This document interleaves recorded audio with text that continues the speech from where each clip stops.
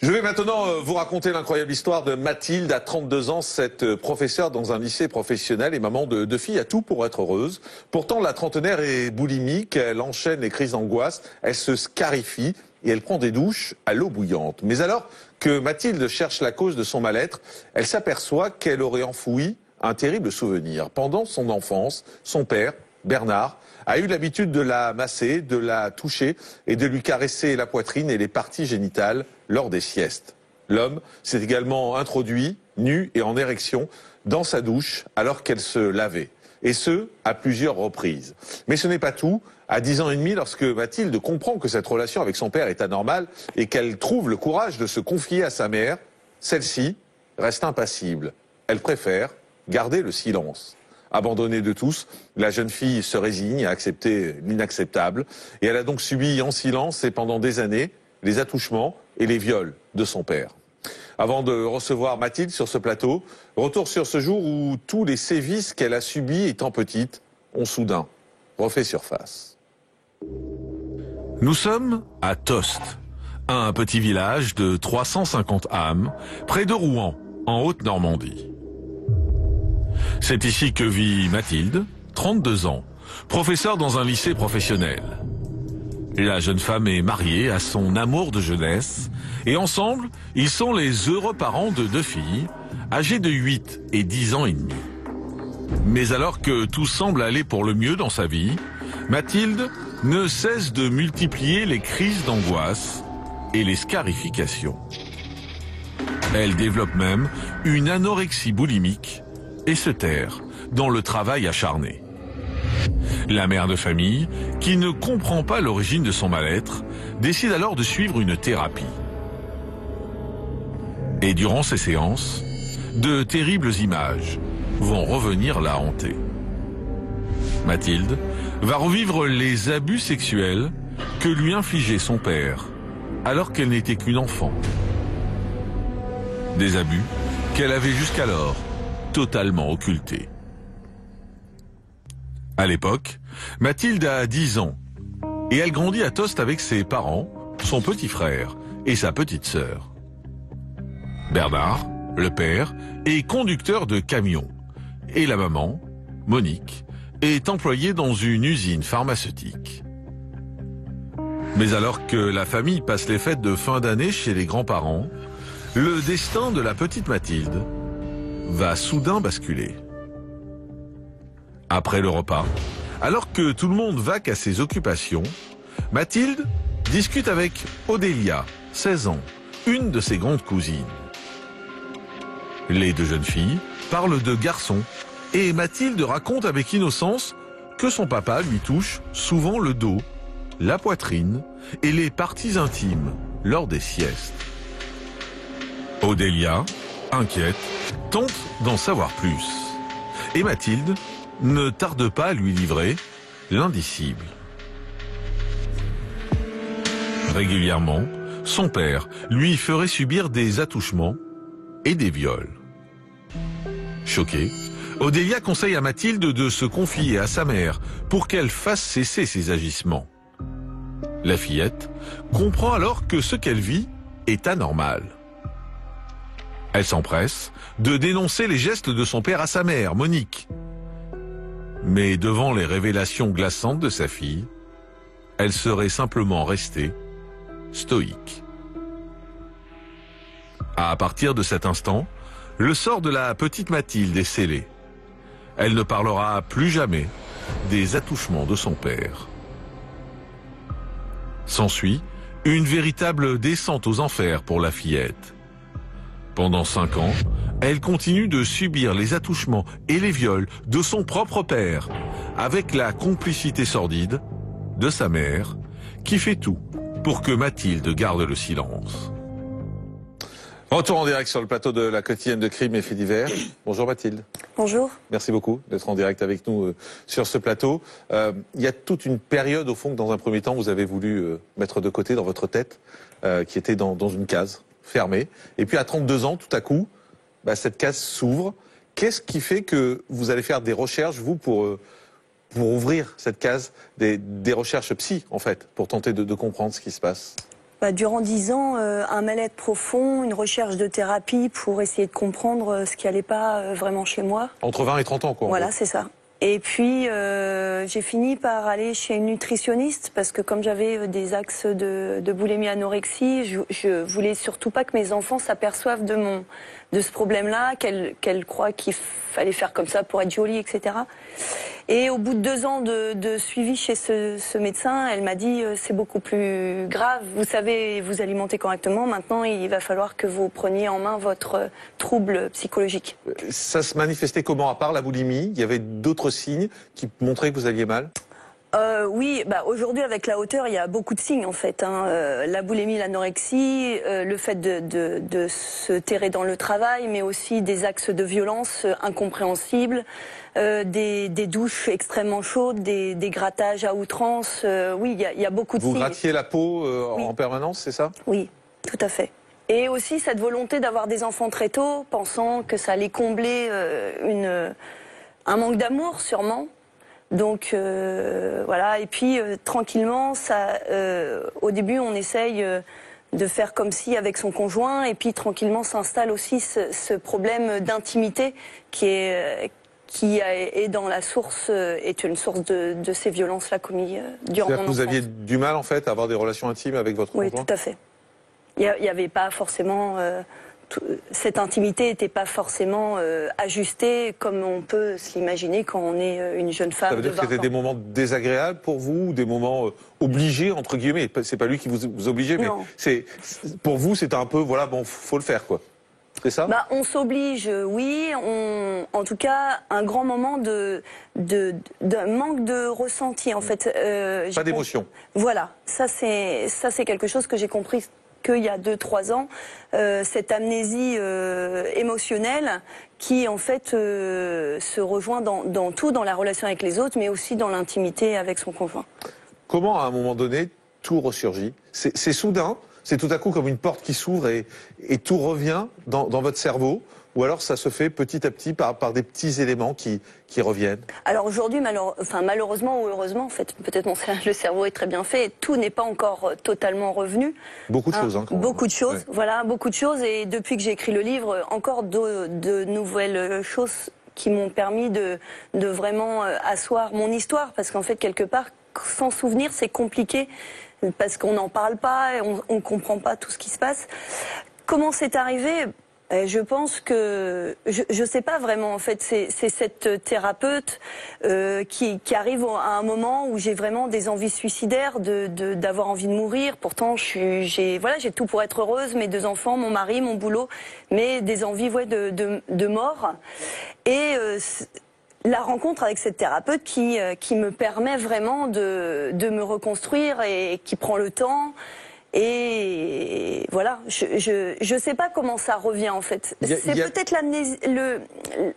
l'agacement intérieur de devoir se taire en fait, de devoir faire comme si de rien, de continuer cette vie normale avec cette famille sans que personne prenne conscience que ce qu'on a vécu, parce qu'on l'a vécu et pas je l'ai vécu malheureusement, ce qu'on a vécu est dramatique dans nos vies aujourd'hui. Et puis il y a peut-être un élément qui est peut-être une clé aussi, c'est que à ce moment-là, vous avez une fille.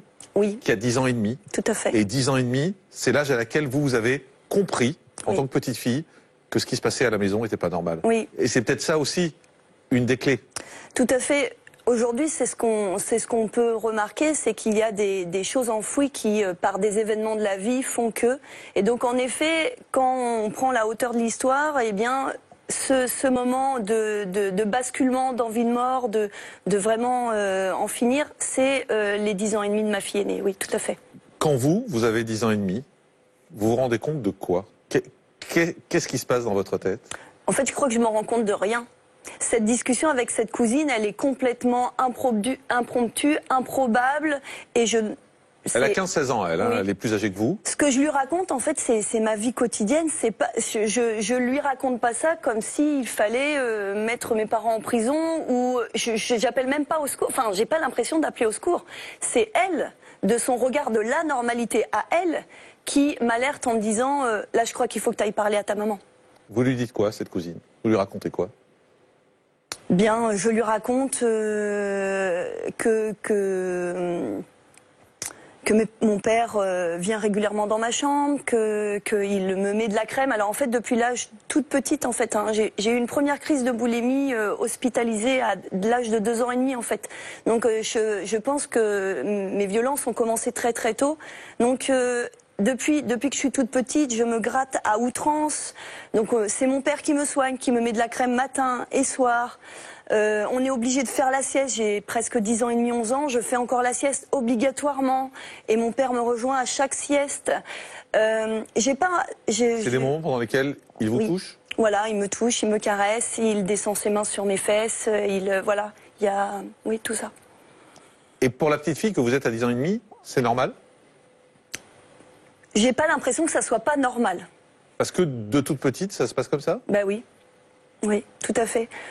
Aujourd'hui, bien sûr que je regarde ça avec une hauteur différente, mais pour moi, ma vie jusqu'à ce que je coupe, hein, alors un peu vulgairement, que je divorce de mon père, j'appelle ça comme ça, j'ai l'impression que c'est le seul homme qui m'aime et j'ai pas l'impression que c'est pas normal.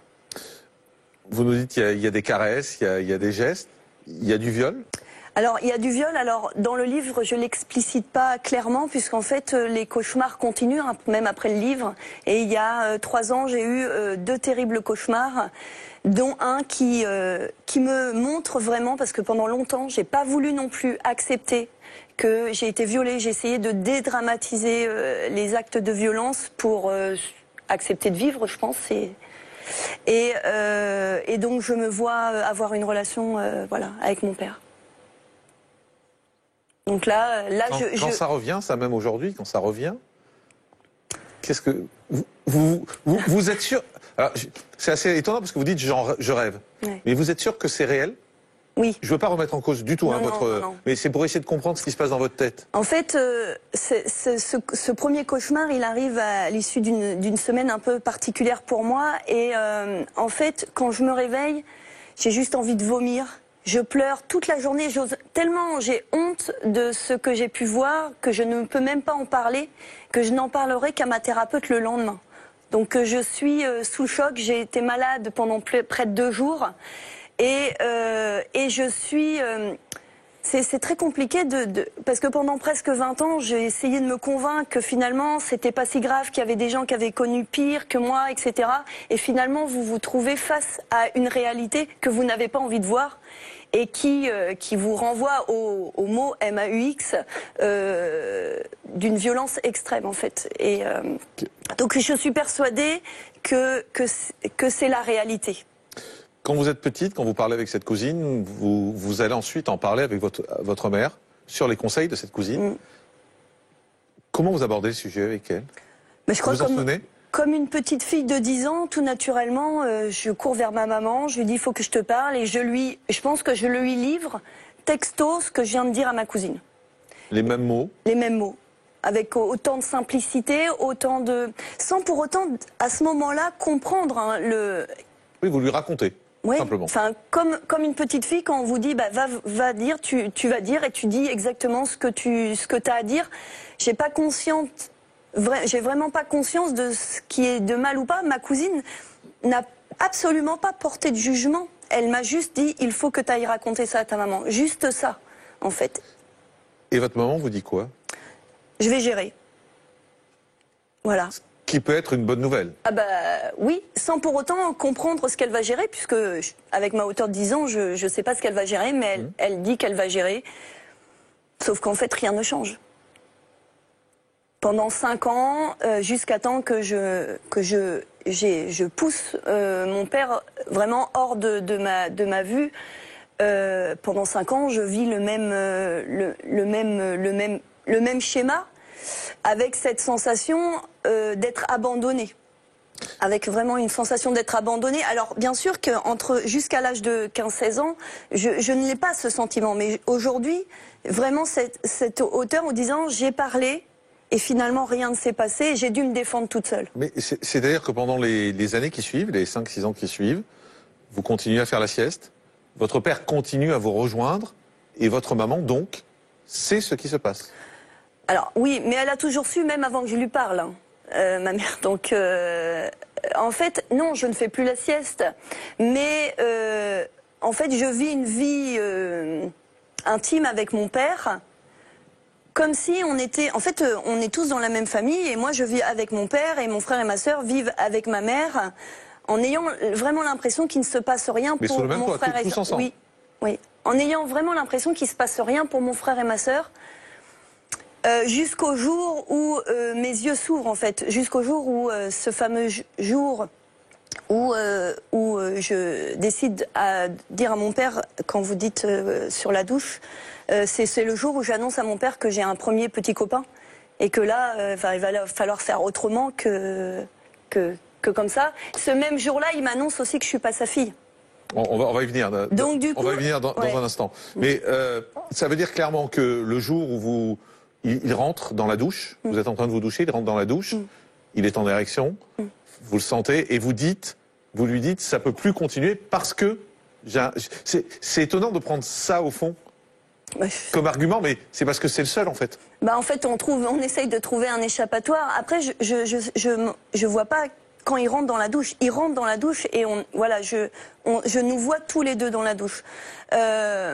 Ma seule manière de me dire que là il faut que ça s'arrête, parce qu'il y a eu un épisode avant où j'ai détourné déjà ma bouche de sa bouche devant le collège en 3e et ça n'a pas marché. Vous êtes en voiture, hein, c'est ça, il vous emmène en voiture, il veut vous embrasser devant le collège. Et je refuse. Et là vous refusez. Ouais. Et il éclabousse tous mes amis. Ouais.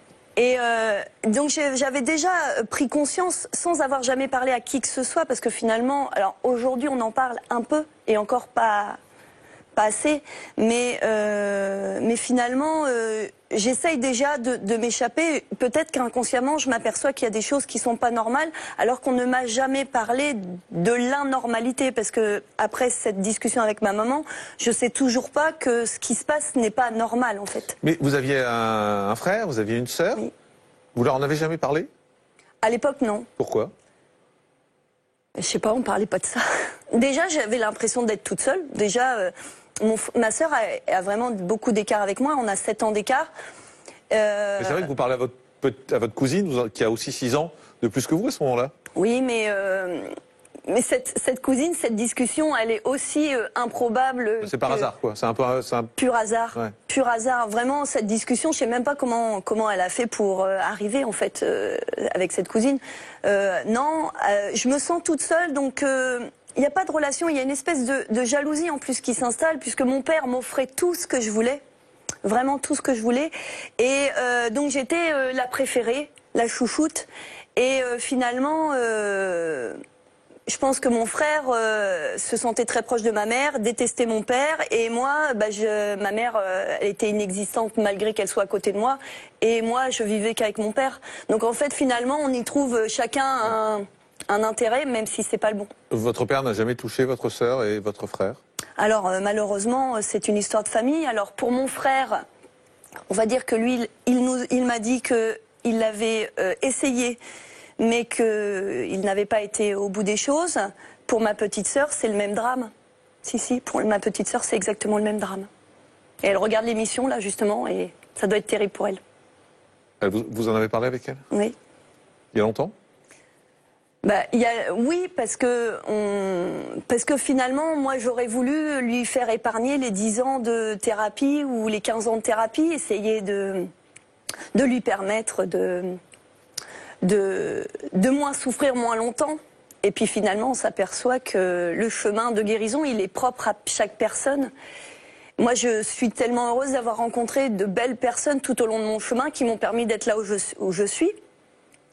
Elle a un autre chemin avec d'autres souffrances, avec elle malheureusement tous les souvenirs qui sont en elle, parce que quelque part, d'un côté, on a envie de se rappeler.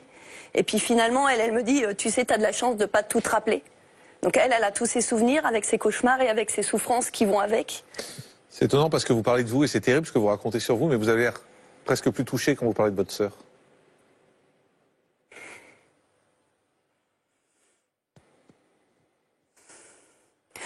Oui, c'est pour moi un échec de ne pas avoir pu l'aider comme j'aurais voulu l'aider.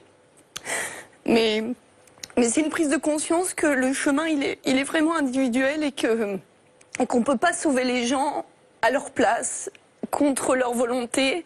Et vraiment, c'est vraiment un travail très long et très, très personnel. Donc, oui, je suis triste. Oui, je suis triste, mais bon, chacun a sa vie, en fait. Oui, c'est une culpabilité que vous ne devriez pas avoir. Alors, je me rends plus coupable, c'est vrai. Mais ça a été longtemps un échec pour moi. Mais je ne veux plus me rendre coupable, mais je suis triste. C'est vrai que je suis souvent plus triste de ce qui se passe pour les autres que ce qui se passe pour moi. Mais je pense que ça, c'est peut-être encore justement une histoire. Alors, est-ce qu'on peut appeler ça de dissociation ou alors vraiment de recul?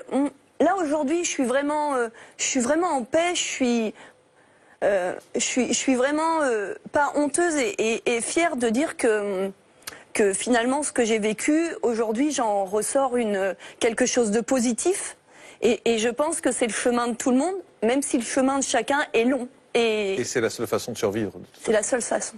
Alors quand vous avez 16 ans, vous trouvez enfin la force de résister à votre père et d'en finir avec ses agissements incestueux, mais vous allez en payer le prix fort, car le soir même, il va vous faire une révélation inattendue.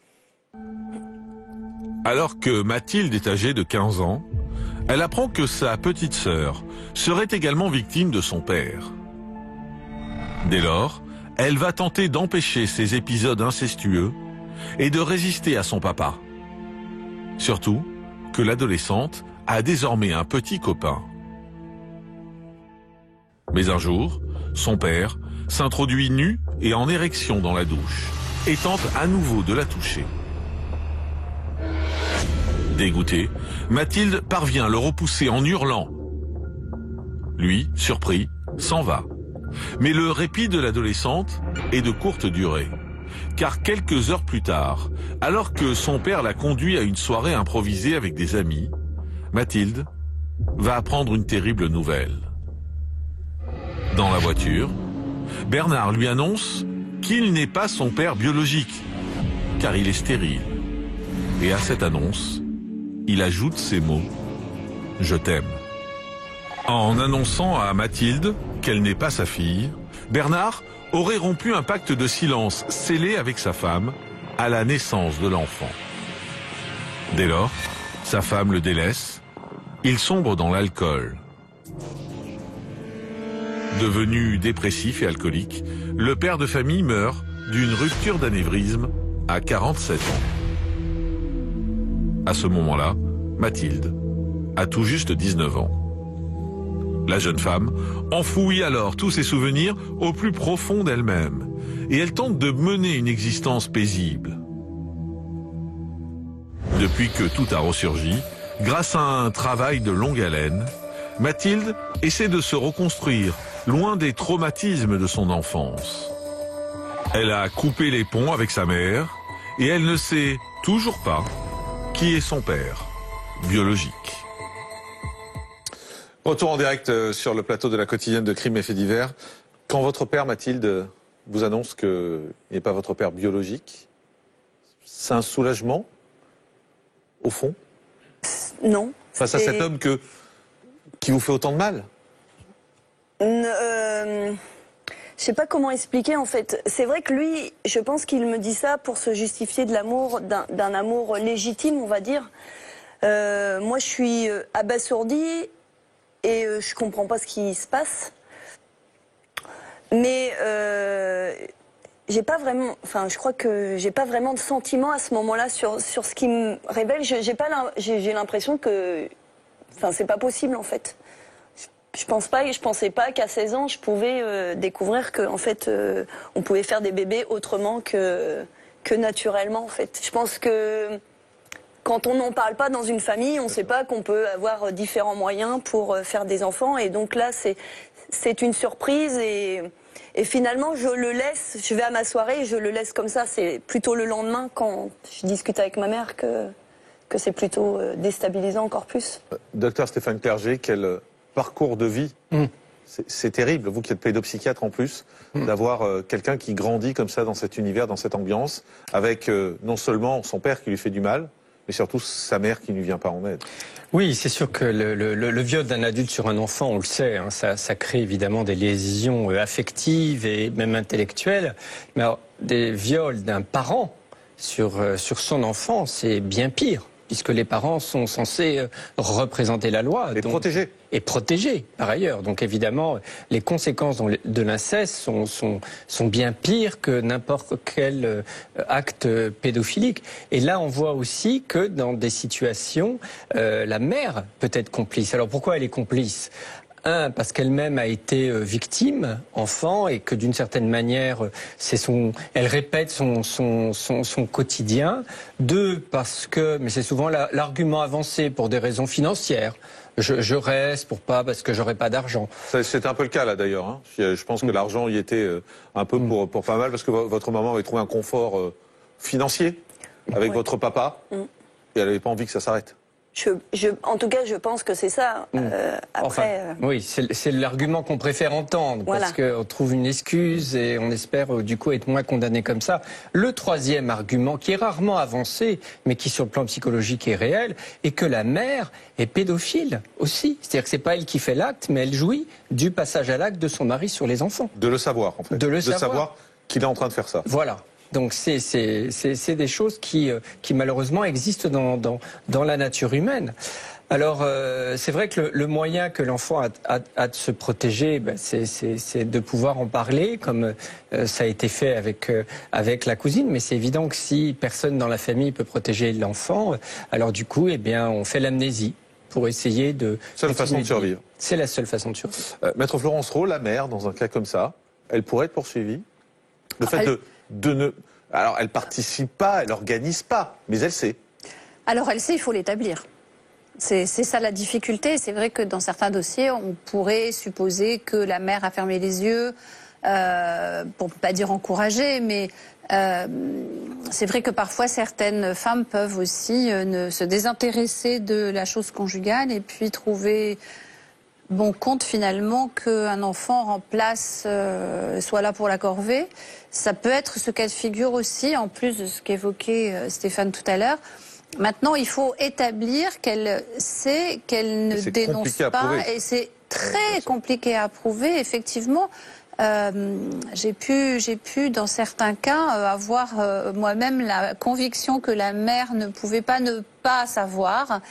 Et il n'y a jamais eu moyen d'apporter cette preuve. Donc ce sont des suspicions, mais avec une suspicion, on ne condamne pas quelqu'un. Mathilde, votre papa est décédé. Vous auriez aimé qu'il soit en prison ? En tout cas, j'aurais aimé pouvoir le confronter à ses responsabilités, au même titre que d'ailleurs toutes les personnes qui se sont tues. Je ne veux pas forcément renvoyer mon père et ma mère à juste un état d'agresseur ou de laisser faire. Aujourd'hui, j'ai beaucoup cheminé sur cette étape-là. Mais en effet, être reconnu comme victime aux yeux de la loi et aux yeux du monde, parce que finalement, certes, aujourd'hui, je suis reconnue comme victime par mes proches, mais en tout cas, pas vis-à-vis de ma famille. Votre maman, voilà. En revanche, elle est vivante ? Non, c'est beaucoup plus... Alors, il ne faut pas forcément voir dans la violence de la violence physique. Hein, c'est beaucoup plus insidieux, en fait. Beaucoup de renvois... On m'a beaucoup renvoyé à une culpabilité toute mon enfance. Ma mère m'a dit, oui, mais je suis restée parce que si j'étais partie, tu serais partie avec lui. Et c'est ça, sa ligne de défense. Mais vous en avez parlé avec elle directement ? Oui. Ben, j'ai beaucoup parlé avec ma maman jusqu'à ce que je sombre complètement. En fait, dans mon livre, j'explique que finalement, elle dit devant ma thérapeute... si je devais refaire les choix, je referais les mêmes, et je ne pensais pas qu'elle aurait autant souffert. Enfin, je vois même le docteur Clerget, qui pourtant a l'habitude de ces cas, qui lève les yeux, là, qui a l'air totalement sidéré. Ouais. C'est choquant. Oui. Ouais. Ah oui. C'est choquant, mais même quand elle le dit, en fait, je dois prendre le recul avec ma thérapeute pour décrypter tout ça, parce que moi, je me suis nourrie aussi d'avoir d'avoir une famille. Et donc je nourris tout ça, et le fait quand mon père est décédé, j'ai dit mais il me reste plus que ma mère, et ma mère a été vraiment sur un piédestal. Et donc la descente d'amour d'une mère qui est sur un piédestal, c'est violent. Vous lui parlez plus aujourd'hui? Non. Depuis 10 ans à peu près, c'est ça? 2010 Depuis, j'ai même 2010, plus, oui, peut-être 2010, oui, je sais plus, j'ai décidé, mais c'est aujourd'hui un déchirement, encore aujourd'hui, de savoir qu'on peut couper les ponts avec sa propre mère pour se protéger de quelqu'un de nocif, en fait. Vous ne l'aimez plus? Je sais pas si je l'aime plus. C'est pas vraiment ça. Je pense que j'ai vraiment avancé sur ce chemin de pardon, et voilà. Par contre, je ne sais pas si elle serait pas capable encore de nous faire, donc moi et à mes enfants, du mal dans sa manipulation et dans sa perversion. Juste, je vous ai demandé si vous ne l'aimiez plus. Là, je vous pose la question autrement. Vous l'aimez encore? Oui, je pense qu'on aime éternellement sa maman, et c'est difficile d'accepter que sa propre maman puisse faire de telles choses ou laisser faire de telles choses. Oui. En tout cas, aujourd'hui, vous avez créé l'association Les Enfants de Tamar, oui. Destinée à aider les personnes victimes d'inceste à se reconstruire et les alerter oui. sur les conséquences directes de ce traumatisme. Et puis, vous le disiez, vous avez également raconté votre histoire dans un livre qui s'intitule Mon chemin de guérison, du viol au pardon. Et c'est un livre qui est paru aux éditions L'Harmattan. Merci Mathilde. Merci beaucoup. Merci d'avoir été en direct avec nous sur ce plateau.